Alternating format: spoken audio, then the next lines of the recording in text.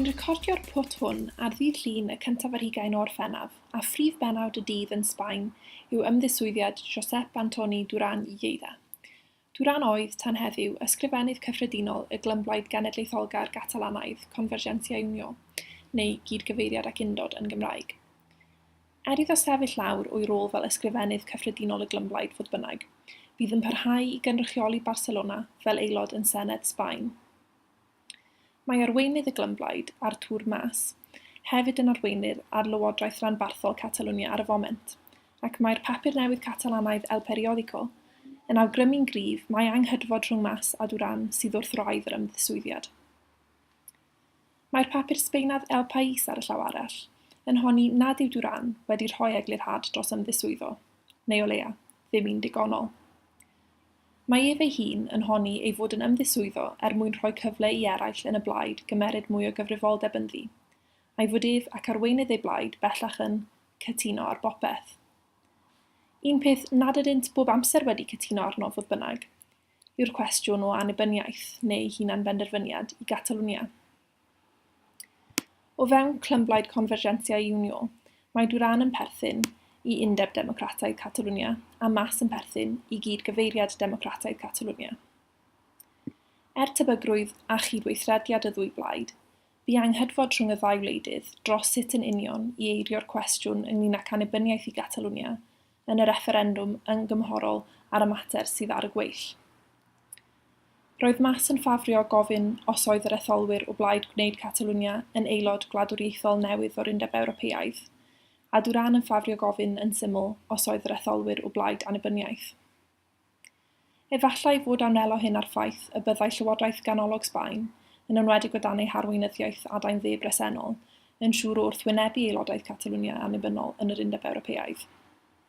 Boed hynny fel y bo, mae Duran a Mas nawr yn mynnu ei bod yn gytun ynglŷn â'r geiriad sydd bellach wedi ei dderbyn gan yr rhan fwyaf o'r pleidiau Catalanaidd, ac sydd ddim yn crybwyll Ewrop. Mae'n hefyd yn mynnu nad oes gan yr anghydfod gynt ddim oll i wneud ac ymddiswyddiad Duran nawr.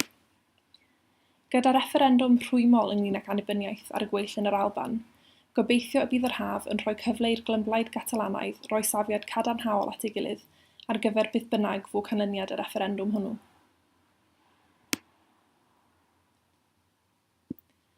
Datblygiad arall i edrych allan amdano ym mis Medi fydd dod at ddeddf erthyliad newydd Sbaen i rym.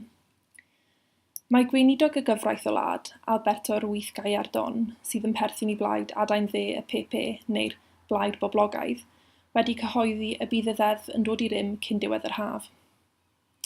Byddai'r ddeddf, a'i gelwir yn Deddf Gallardón, yn cael gwared ar hawl merched yn Sbaen i erthyliad heblaw mewn achosion o drais, llosgach neu berygl i fywyd y fam.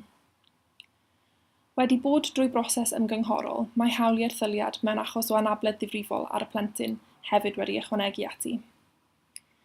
Fel y gallir dychmygu, mae'r ddeddf wedi denu protestiadau chwyrn, ac mae ffeminyddion yn rhybuddio y bydd yn arwain at sefyllfa debyg i'r hyn sydd yn digwydd yn Iwerddon, gyda merchaid yn gorfod teithio i wledydd eraill Ewrop, mwyn cael y driniaeth, gan arwain at sefyllfa eironig ble bydd y cyfoethog yn medru erthylu a'r clawd yn gorfod dod â phlant nad ydynt yn medru eu cynnal i mewn i'r byd.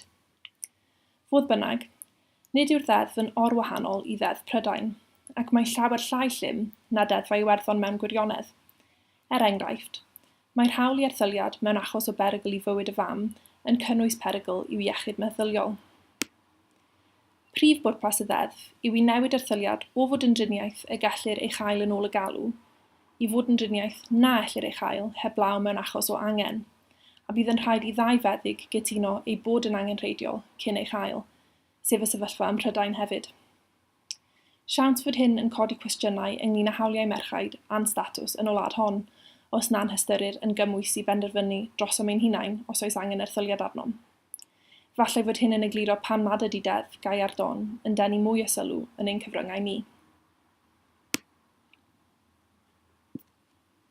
Un stori sydd wedi denu tipyn o sylw yn ein cyfryngau ni fodd bynnag, yw'r ffaith fod un o brif ddelwyr cyffuriau'r byd, a'i adnebir fel El Raton neu'r Llygoden Fawr, wedi cael ei arestio yn Sbaen yr wythnos hon. O Columbia mae El Raton yn hanu, ac mae'n debyg ei fod yn gyfrifol am fewnforio'r cyffur cocaine, nid yn unig i Sbaen, ond hefyd i'r iseldiroedd a'r Unol Daleithiau. Cafodd ei arestio yn Alicante gyda €40,000 yn ei eiddo. Mae'n debyg ei fod yn gyfrifol unau'n uniongyrchol neu'n anuniongyrchol am 400 o farwolaethau treisgar. Mae'n siŵr y bydd yr Unol Daleithiau a'r iseldiroedd yn dathlu ei arestio hefyd felly, ei fod yn anhebygol o newid tro'r trai yn y rhyfel ehangach yn erbyn cyffuriau a dweud y gwir.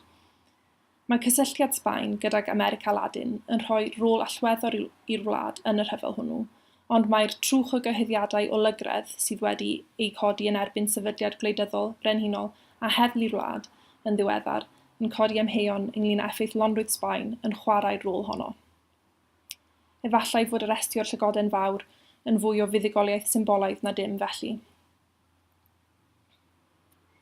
Mae'n siŵr mae'r mater o lygredd sefydliadol fydd yn dal i hawlio penawdau newyddion Sbaen am y tro, ond bydd y cwestiwn o annibyniaeth i Catalwnia yn poethi wrth i referendwm yr Alban nesau. Fel yn achos y referendwm ar gynulliad i Gymru nôl yn 1997, bydd canlyniad y referendwm Albanaidd yn siŵr o gael effaith bellgyrhaeddiol y tu hwnt i'r Alban.